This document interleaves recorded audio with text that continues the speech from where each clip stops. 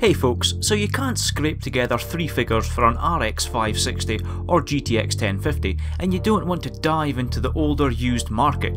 What should you do? Well, nvidia thinks you should take a look at this, the GT 1030. Now I've picked up this one used for under 50 quid, but new it's readily available for around about £65 in fan or passively cooled variants. So is it a pocket rocket, the bargain of the year, or is it just another case of the green team cutting down their Pascal architecture to unreasonable levels and serving it up on a silver platter for cash-strapped, graphics card-starved gamers? Well, it's cheap for a new card, and nvidia isn't actually trying to pull the wool over gamers' eyes, having completely dropped the GTX nomenclature in favour of the GT branding. Spec-wise, what we've got here is essentially one half of a GTX 1050 Ti. That means 384 CUDA cores, 24 TMUs, 16 ROPs, and a 2GB frame buffer of GDDR5, but it's on a paltry 64-bit memory bus, coming in at a stock clock of 6GHz effective. Clock speeds though are typically fast, just as you expect from a Pascal card. This ASUS version out of the box has a base clock of 1253 MHz and a boost clock of around 1506 MHz. And the GT 1030 is actually a tidy little overclocker to boot. Being a 30W TDP card, there's plenty of headroom to overclock on the 75 watts offered by the PCE bus. A tasty offset on the card can see GPU Boost 3 take the card to around 2GHz during gameplay. The memory can also be pushed further to around the 7GHz effective speed, and this is all while staying below 50 degrees thanks to that beefy heatsink and a relatively large fan for this class of card. So how does it translate in terms of real world performance then? Well, my initial plan was to dust down the 1050 Ti and see if at its usual settings it was indeed half the card. The original intention of this video is going to split it into two parts, firstly off seeing if the 1030 does indeed offer half the performance of that 1050 Ti, which is more than capable of hitting 60 FPS in most games at pretty high settings, and secondly testing the GT 1030 at settings which actually offer a good mix of performance and graphical fidelity. But after numerous crashes out on my typical GTX 1050 Ti settings, it was becoming pretty apparent that no, simply having half the specs of a GPU does not really equal half of the card. So what can the GT 1030 actually do then? Well, I'm going to assume that for eSports titles it's going to be good enough. It's probably safe to assume that anyone buying a 1030 is not going to be supporting a high refresh rate monitor, so anything above 60 FPS is going to be a bonus.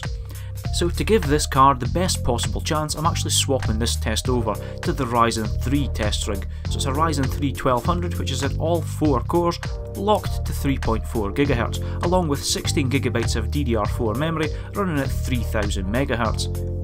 I'm hoping that by doing this, if we run into any VRAM issues, the faster RAM in the system is going to negate some of the performance drops, and this should be a little bit more of a realistic setup. The cheapest quad core running on a new platform and a cheap discrete GPU combo is something that a lot of gamers are probably going to be looking at a time where GPU prices are unrealistically high. So let's kick things off here with Crysis 3. Since it's an older title, I'm going to be running it at 1080p on the medium preset. And now at these settings, on both stock and overclocked, the GT 1030 it simply struggles to maintain a playable frame rate, with frequent drops below 30 FPS being the order of the day. Now Crysis 3 is a game which really shines at 60 FPS, but 30 FPS is certainly playable, and dropping it down to the low preset sees the game fare much better.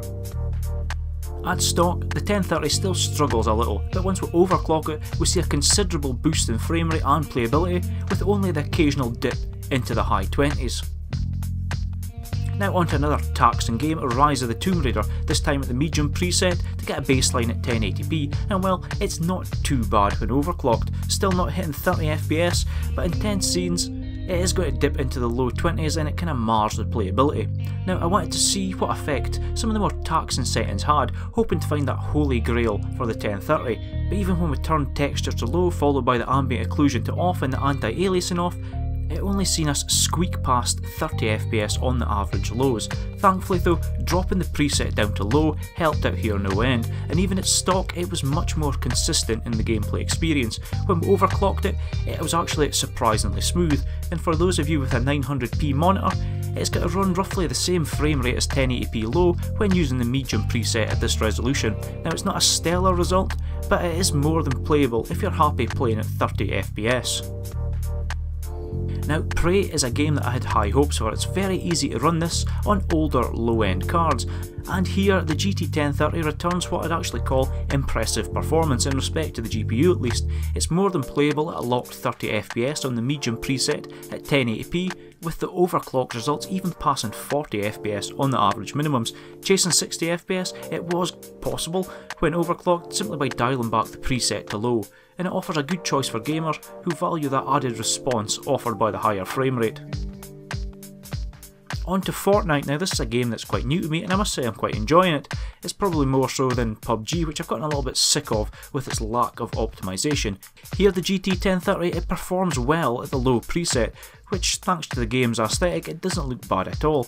Now even at stock clocks we're almost able to lock it to a constant 60 FPS, and overclocking only helps smooth things over. If you're into Fortnite, then the GT 1030 is actually going to do the job on the cheap nicely. CSGO, it's always a bit arbitrary to include these in these bench tests simply because it's going to run well on almost anything. Someone buying a GT 1030 isn't likely going to be rocking a 144Hz monitor, but if they were, then the GT 1030 would have them covered. At a custom mix of high and low settings, it was more than playable. The frame rates were high and the gameplay was smooth, so if you're only going to be playing CSGO, then the GT 1030 could be for you. Finally, good old Battlefield 1, and at 1080p on the low preset, it offers a playable, if not particularly smooth experience. Overclocking didn't really help push the frame rate much higher, which I was actually surprised at, but it is going to at least get the job done in single player.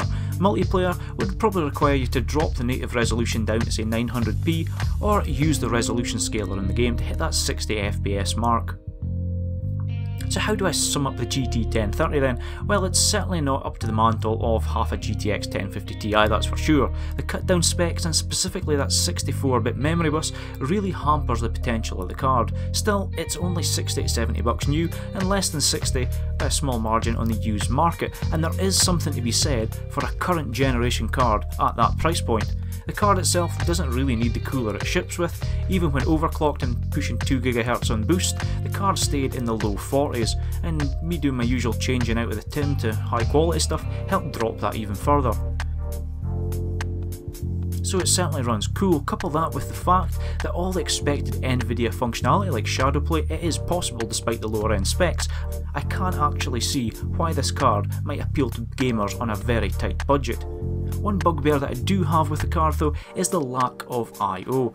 With one HDMI and one DVI, having plenty of cables here, it's not a big issue, but it would have been nice to see a DisplayPort or even another DVI, as a lot of used cheap monitors come from the commercial space and don't come with an HDMI, meaning that when I was testing this, I could only use one monitor, unless I wanted to pick up an adapter on eBay. So for eSports titles, Fortnite, CSGO or that calibre of game, you're going to get by with the 1030. And once you get over the lack of graphical sheen, it does, well, a decent enough job. For what you would call AAA titles, however, severe compromises do need to be made in order to get playable frame rates, and that's about the gist of it. It's not particularly good value as an upgrade for an older GPU, and I would highly recommend buying an older used card at the same price point, or trying to find something like an RX 560 or GTX 1050 Ti used, and paying that little bit more, as they're certainly much more potent cards. Now if you're building a new PC and the GT 1030 is on your radar, I really couldn't recommend it. I'm pretty sure you would be looking to upgrade in the very near future. And with Ryzen's new APUs, especially the 2400G looking very tasty, I think I would probably go down the Ryzen APU route if I was going to build a PC from scratch, and simply buy a better discrete graphics card down the road. So the GT 1030, it's a bit of a Marmite card. I love the fact you can get the latest architecture at a very cheap price point, but it really does so with far too many compromises for my liking. Anyway, let me know what you think. Am I being too hard on this little GT? And have any of you actually bought it? Let me know below. All I've got left to say is thanks for watching, and I'll see you all in the comment section down below, and in the next video.